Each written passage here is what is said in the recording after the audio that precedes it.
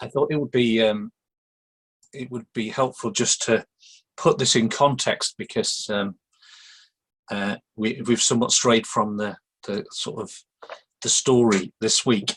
So last week, I believe Michael was taking you through the story of Jesus appearing a second time to Thomas, and that wonderful moment where Jesus invites Thomas to put his fingers into the wounds that he still bears.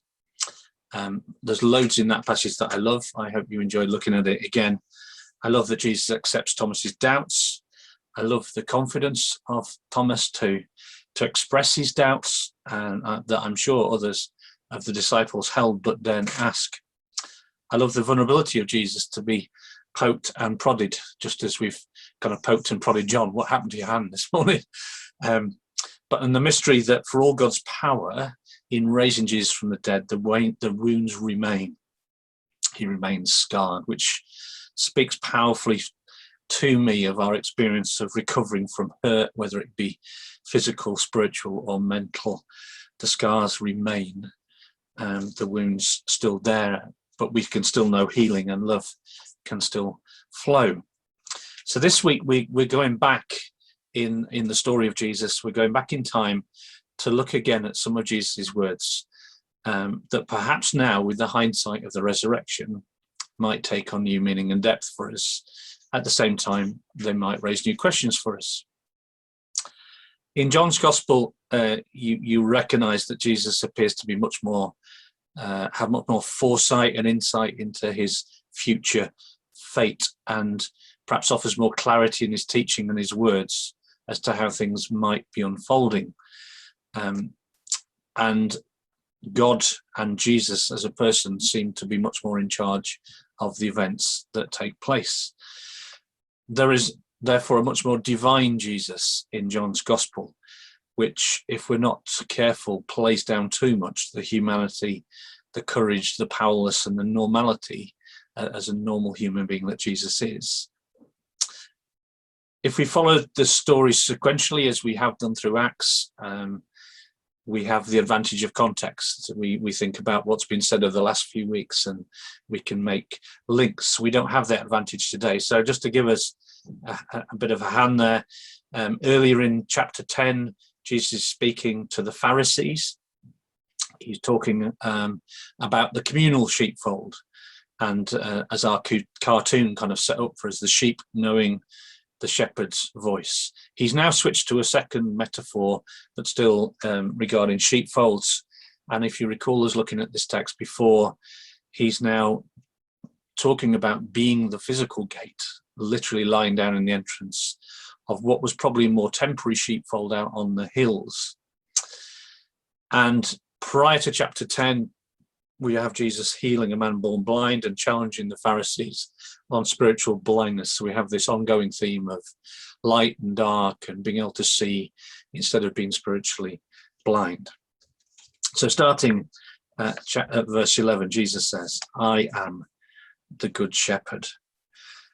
We've looked at the notion of what a shepherd means a few times, and I thought it'd probably be helpful just for you to remind one another, let's say, of what we think of as the duties and characteristics of a shepherd, and see if we can get most of them between us. So anybody wants to start us off with a duty of a shepherd?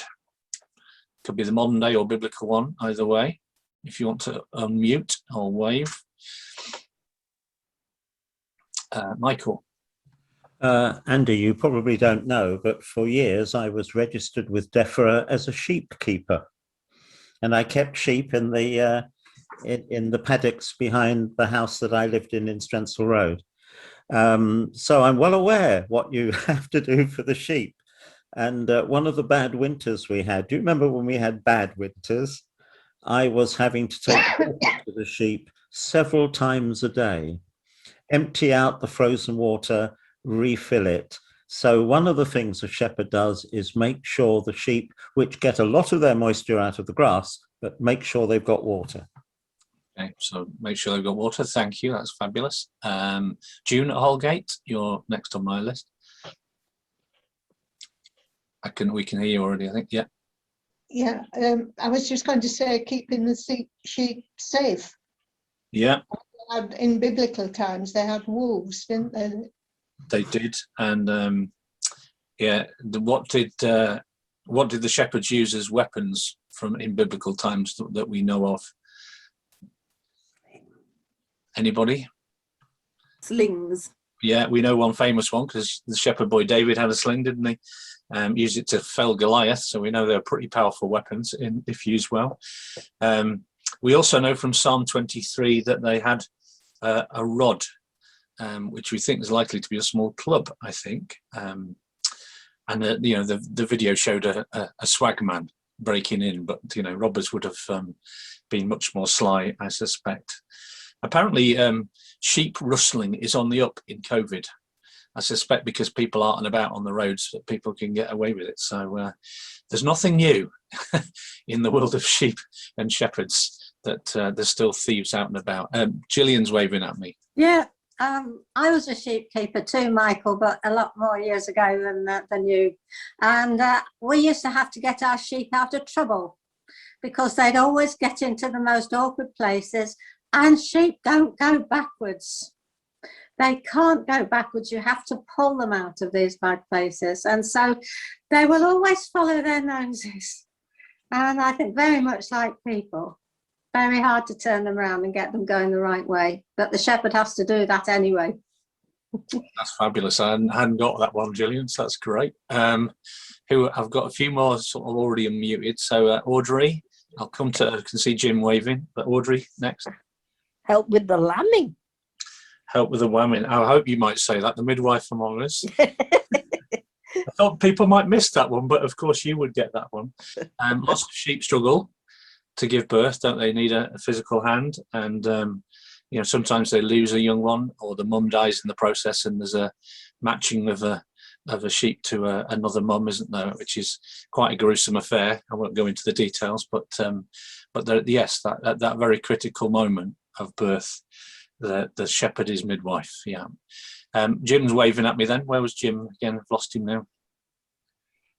Where we come from, the sheep are hill sheep, and they graze on the mountains, not where you have them in York and around Yorkshire. So the hill sheep, the farmer or the shepherd has to go out, usually with his 4x4 or his quad, up the hill or up the mountainside to look after them. Particularly in snow, that can be very serious, and digging them out of the snow. Yeah. So yeah, and the parable of the lost sheep comes to mind when you think of that, doesn't it? And yeah, quite a battle. Egbert, we can't hear you, Egbert. Have you got your mic flicked out? Yeah. Marking the sheep to make them recognizably the shepherds. So certainly, yeah, today they mark the sheep so they can distinguish one from another flock. In biblical times, I think the sheep knew the shepherd, and the shepherd knew the sheep maybe more intimately. Maybe the flocks were a bit smaller, but certainly there is an ownership, isn't there, and a recognition. So there is a relationship there. Have we missed any more? Yeah, we'd certainly one or two more. Robin. I don't know if we've had this one, but leading them to good pasture, as the psalm says. Exactly so, and that means not just water, as Michael says. It means good grass, doesn't it? It means herbs, so they can treat themselves. Like a lot of animals, they do self-treat, but you need to lead them to a place where those herbs are that can look after. Any more? There's at least one more that nobody's said. No, we've got you stumped. Oh, Egbert. I've got the really weird one. Supplying the right minerals. Supplying the right minerals, yeah. They get salt licks. A few years ago, on a little island in Scotland, where lots of sea birds were found beheaded, and people they thought it was rats or something. It turned out to be sheep because they were somehow lacking some minerals, so they were attacking birds. Yeah, so lacking the minerals. Audrey's got something else as well. Dip them. Oh, dip them, Alice. Yeah. Taking the fleece off. Yeah, so Alison mentions dipping. So they get dipped to free them from insects and horrible things. And as Audrey says, the shearing. I think we've covered it as far as, unless somebody's got anything else. I think Jim, have you got another one? Oh, he knows his sheep well, does Jim? Go on then. This modern day now, the shepherd will scan the sheep with an ultrasonic scanner to see what lambs they have. He will, yeah. That midwife extends much beyond, yeah, does exactly. Yeah. I suppose the other thing that we haven't said is guiding them. I mean, modern times, that's wire fences, or, you know, if it's a nice Yorkshire field, it's sort of nice stone walls. I know Graham Carter, whenever we talk about shepherds in Australia, talks about, rather than fences, they have watering holes and wells, which obviously just naturally tether the sheep in a dry environment, which is a really nice way of thinking about our relationship to God, that we stick near the well, which crosses a few of Jesus' metaphors with the shepherd as well. I'm just wondering if anybody can think of a leader in today's society who was called or is referred to as a shepherd. And I'm not thinking clergy here. Can you think of anybody who's referred to as a shepherd in their leadership outside the church?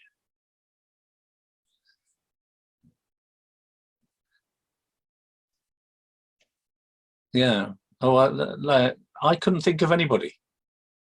I can think of lots of times in church life where we're told that the shepherd is a great model for leadership, and obviously Jesus refers to himself as a shepherd, but it's not a term. Oh, Jill, maybe he's got one. Yeah, I was just thinking, I think like nursery teachers, they shepherd children. Yeah. Try and keep them in one place. Yeah. Yeah. I think we've, and I think you're probably right, but I think we have developed this idea that a shepherd is soft and fluffy and pastoral, that they're all about care and love and nurture, and they're not the biblical shepherd at all, that would have been strong, rugged men, more than capable of defending ourselves and defending their sheep. But even today, if you let your dog worry some sheep or leave a gate open and the shepherd's seen you, you will know that they're not gentle, soft men all the time. You will get an earful. You might even get your dog shot. I mean, it's just the reality of life. They're tough guys. It takes some work looking after sheep. Even in Psalm 23, which we draw on for comfort and nurture, it talks about the rod and staff. And the rod is this kind of, you know, tool for defense or even attack. The staff, I'm thinking more of the traditional shepherd's crook maybe, is used to guide more firmly. So as Jill said, you can drag them out of places where they shouldn't be. You can move aside brambles. You can prod and push sheep when they need just a bit of encouragement of the way to go. And obviously the sheepdog in modern times sort of nips at their heels if they're being particularly wayward. There is the care, there is the move into good pastures, but sometimes that might have meant quite a long travel between distant water holes, and they might have had to go through challenging, rough places where the sheep weren't particularly keen to go to get to the place they needed to go. And of course, the biblical shepherd wasn't seen as nice and lovely, and they were seen as unclean. We explore that a lot during the Christmas narrative. They spiritually unclean. They were deemed to be on the outside of society, so they were banned from entering homes by and large. Not really welcome in the courts of the temple. They couldn't give evidence in a legal case because they were generally assumed to be on the shady side of the law. In the Mishnah, which was the kind of Jewish interpretation of the scriptures, you're advised not to buy clothing from shepherds as it was likely to be stolen.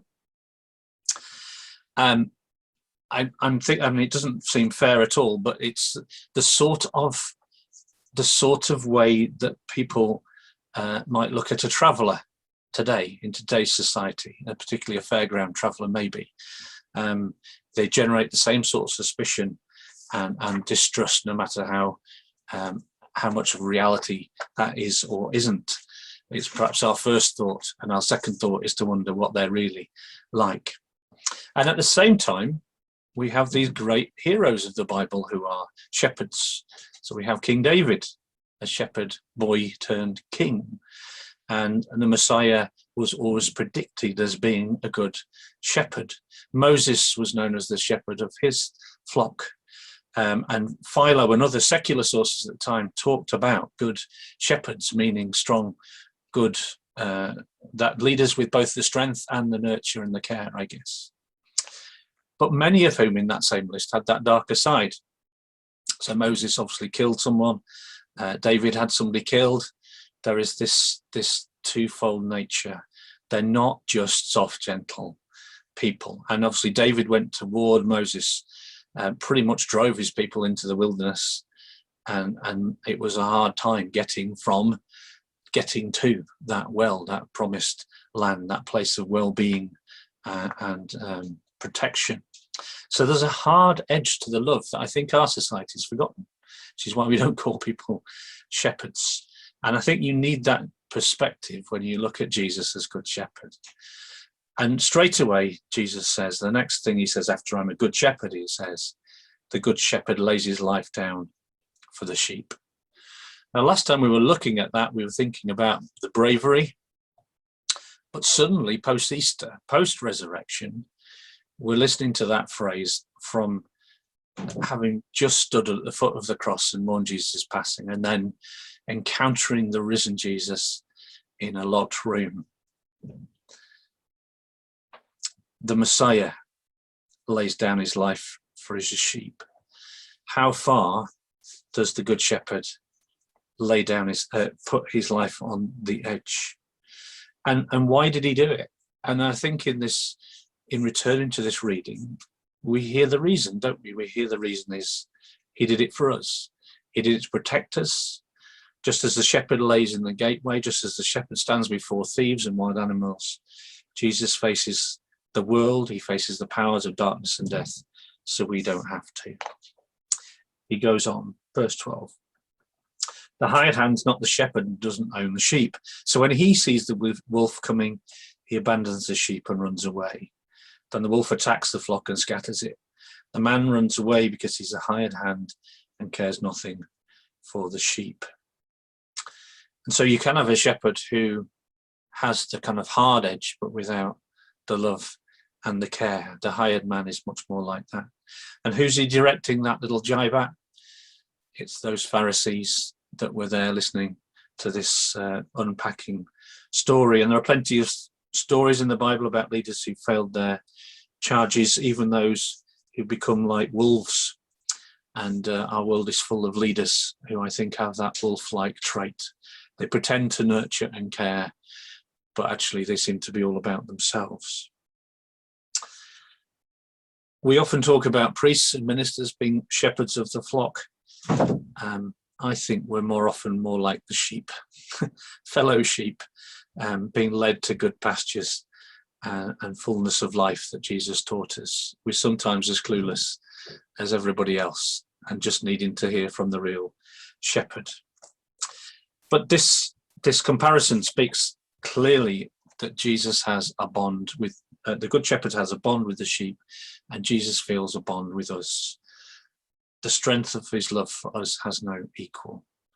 And so he returns in 14. I am the good shepherd. I know my sheep and my sheep know me. Just as the Father knows me, I know the Father and lay down my life for the sheep.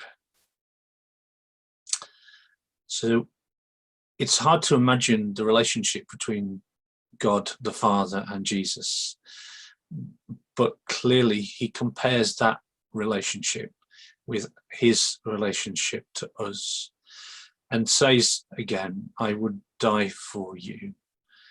I would die for you. When we first encountered this must have felt like hyperbole. This must have felt like I would go to any lengths, but there's a limit. But of course, when we think about what he actually did and the price he actually paid, we realize it wasn't hyperbole at all. This was actually a true statement of the depth of Jesus's love. And he says, I have other sheep that are not of this sheepfold. I must bring them also. They too will listen to my voice, and there shall be one flock and one shepherd. And as we've gone through Acts, we've seen Peter and Paul and his brothers and sisters in Christ taking the gospel beyond the Jews to the Gentiles, to the ends of their known world, and claiming that reality. They are all loved. They were all died for. Even if they hadn't known Jesus, he died for them. And we, who are separated in both time and space, are also part of that numbered among those sheep. We're welcomed into Jesus' flock. We're not additional flocks. We're part of one flock, one sheepfold, one shepherd. The next phrase is a bit strange to me. The reason my Father loves me is I lay down my life only to take it up again. The reason my Father loves me is that I lay down my life only to take it up again. What do you think of that phrase? What does it imply to you? Or does it raise questions for you?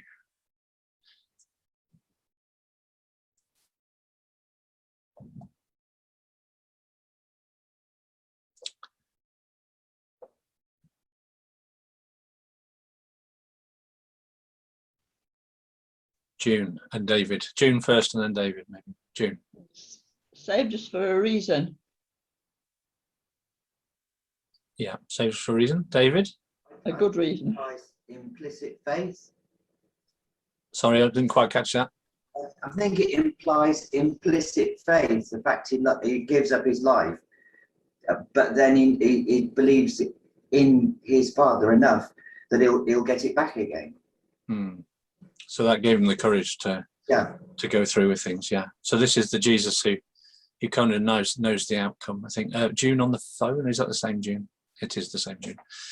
It doesn't make sense in the story of the shepherd particularly at all, does it? It only really makes sense in the light of the resurrection.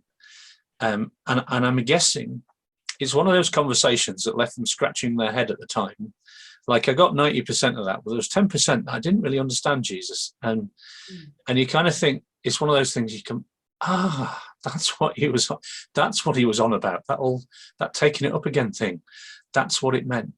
And I'm thinking they would have returned to that conversation and drawn a meaning out of it that they didn't at first understand. The other difficulty I have is it almost seems like the Father's love of Jesus is dependent on his sacrifice, which doesn't feel like God's love. God's love is not something that's traded. It's not kind of, well, if you do this, then I'll love you. It's not that kind of love to me. One commentator rephrases it. I don't know how well it matches to the Greek, but they say, the Father loves Jesus because he loves us to death. And that to me feels more in tune with my understanding that he loves what Jesus is going to do. He loves the fact that Jesus loves us so much that he would give his all for us. As we go on, Jesus is clearly in control. No one takes it from me. I lay it down of my own accord. I have authority to lay it down and authority to take it up again. This command I received from my Father. So Jesus very much knowing what's coming, knowing he can, as David said, knowing he can do this, trusting that he has the authority. It makes it sound like the choice between whether we sit or stand or whether we have tea or coffee as a favourite beverage. It almost feels like it has no consequence, this action that he's going to take. And yet clearly, this is where the kind of heresy comes in. For all Jesus is so confident in God, it was still huge. It was still painful. It was still immensely costly. But Jesus is saying, way back here in chapter 10, this is his choice. This is my choice. And because I trust God, I'm going to do this for you. For Jesus, the prize is worth the price. As David said, he died for a purpose. It wasn't fate, it wasn't bad luck, it was planned. More like those classic Agatha Christie Miss Marples, where they're on the verge of catching the killer, and they use the last victim as bait to catch the killer in the act and cause them to confess. There's a kind of, it's almost like the sting operation for the powers of darkness and the powers of death. Jesus put everything on the line, knowing that we, who are the intended victims, would be spared. The sheep whom Jesus loves and loves to death. And best of all, at this point in the story, we're post-Easter, we're post-resurrection. The disciples have met Jesus. They will meet him on the beach. We know that the trust Jesus had in the Father, that complete trust, came good for him. We know that the trust he placed in God resulted in his raising. Jesus submitted to God so utterly, so God's love could be realized and shown in the world. And what God promised Jesus, that he had the authority to take up his life again, he makes that promise to us. Through what Jesus did, death for us also is defeated and vanquished and no longer has a hold on us. And so we have a good shepherd full of love, pastorally inclined, nurturing, caring, guiding, taking us to good water and good fodder, but no pushover. Our shepherd's willing to give his all to fight and pay any price to protect us. The good news is we're the ones he's protecting. We're the ones he's fought for. The question is, do we submit our lives to his care and guidance as much as we should? Do we have that same trust in Jesus as Jesus had in his Father? And where would that take us if we had? Just mute June while she has a chat. That's my thoughts for this morning. What a wonderful God. What an amazing thing. More amazing somehow to know what was ahead and still to go through with it. Anybody else got any reflections they want to share that came out of the story? I think we are a bit like Jill's sheep, that we end up stuck with our head in the wrong place sometimes and need that leveraging out, don't we? So Jill and then Michael. Yeah, I've just been looking at Ezekiel chapter 34, where Ezekiel talks to the leaders of Israel who are bad shepherds, who devour the sheep, who don't take care of them. And at the end of the chapter, the sovereign Lord says, "You are my sheep, the sheep of my pasture are people, and I am your God," declares the sovereign Lord. And in previous verse, it says, "I put over you my servant David will be prince among my shepherds. I, the Lord, have spoken." So the people who knew their scriptures, and we're talking perhaps about the Pharisees and the scribes, will immediately, in a sense, have carried forward that age-old story of the shepherd and brought it right up to date. And they're saying, presumably, you're not a shepherd. You could never be a shepherd. You're not the right sort of person for a shepherd. But Jesus is saying, you've got to look again. Wait and see. Yeah. Mm-hmm. Michael. When David Jenkins was Bishop of Durham, he summed up the gospel in 13 words, you might remember. And they were these words: God is, he is as he is in Jesus, so there is hope. And if you saw me disappear in the middle of your sermon and come back again, it's because I'd gone to pick up my Greek Testament just to confirm something. Because at the beginning of verse 14, Jesus says, "I am the good shepherd." But he didn't, of course. He said, "I am the good shepherd." And the way you said those words conveyed it exactly. This is one of the great "I am" sayings, which you find scattered through John's Gospel. And as Gillian said, those who knew their scripture would have picked up the hint, because this takes us right back to that other shepherd, Moses, shepherding the flock of his father-in-law, Jethro, and coming into an encounter with God.